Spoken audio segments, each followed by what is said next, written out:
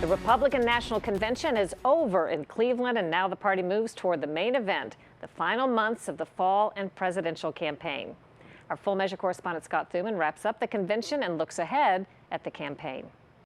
Friends, delegates, and fellow Americans, I humbly and gratefully accept your nomination for the presidency of the United States.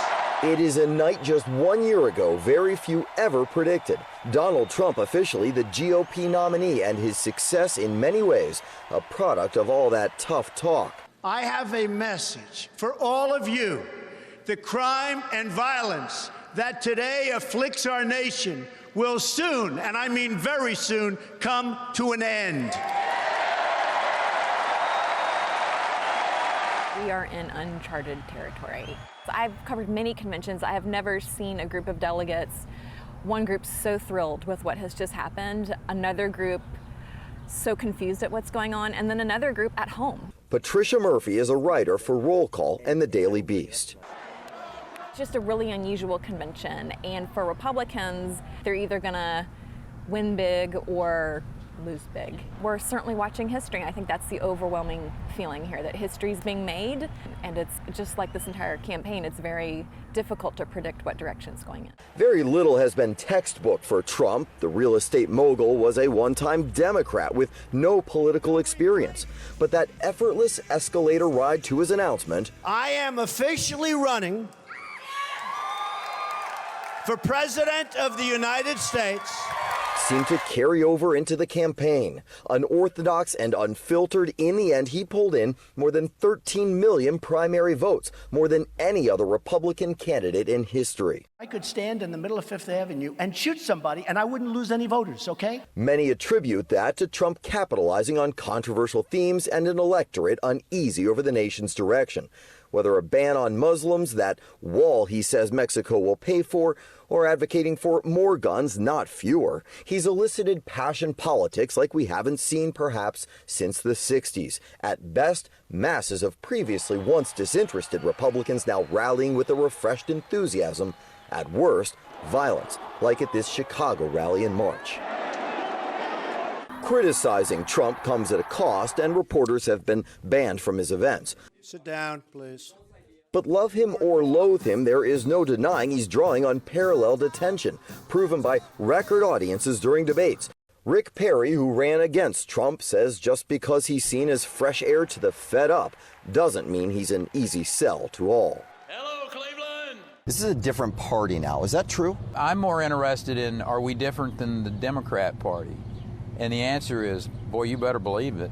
When a avowed socialist is in the hunt to get the nomination for the for the Democrat Party right down to the last moments, and they change their platform greatly to satisfy that, then these two parties are really different. Another candidate, another campaign skeptics and doubters, and much of the media all but wrote off, the candidate who would come to define the modern Republican Party. Ronald Reagan had plenty of skeptics, didn't he? He had plenty of skeptics, but he also had a lot of experience.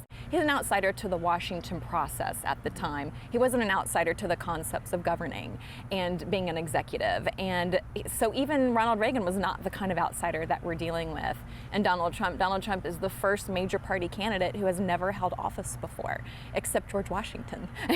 So you have to really go back to start to understand how different this is. Many people say this is a party that's going through an identity crisis.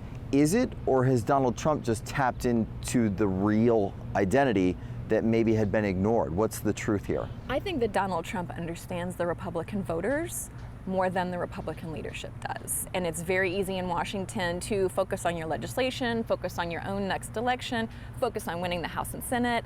And you get really distracted from what's really happening in the country and getting really connected to the voters around the country. And Donald Trump is plugged right in. To all Americans tonight, in all of our cities and in all of our towns, I make this promise. We will make America strong again. We will make America proud again. We will make America safe again. And we will make America great again. God bless you and good night. I love you. Now, Team Trump will put the first half of this race in the rearview mirror as it pushes forward on that long road to November. From the Republican National Convention in Cleveland, I'm Scott Thuman for Full Measure. Thanks, Scott. Next on Full Measure, the government spent billions of your tax dollars to put 1 million electric cars on the road by the end of 2015. Wait till you see how that turned out.